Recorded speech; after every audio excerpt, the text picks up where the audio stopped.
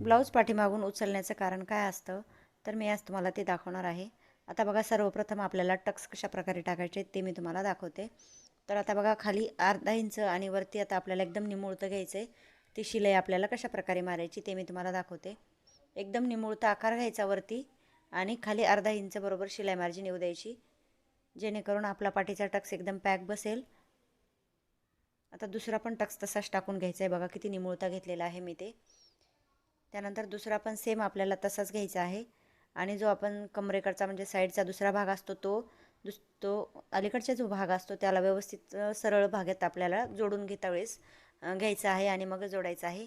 त्यानंतर आता आपल्याला इथं काय करायचं आहे बघा, अर्धा इंच आपल्याला शिलाई मार्जिन जी आहे पाठीची कमरेकडच्या बाजूची ती आपल्याला कट करून घ्यायची आहे आणि मग बघायचं सरळ भाग झालेला आहे का. आणि त्यानंतर आता आपल्याला पाठीची पट्टी जोडायची. आता पाठीची पट्टी जोडते वेळेस काय करायचं, जी पट्टी आहे ती थोडीशी जिथं टक्स टाकतो आपण तिथे दुमडून घ्यायची आहे, म्हणजे तो भाग एकदम पॅक बसेल आणि सरळ रेषेमध्ये आपली पाठीची पट्टी जोडल्या जाईल आणि ती उचल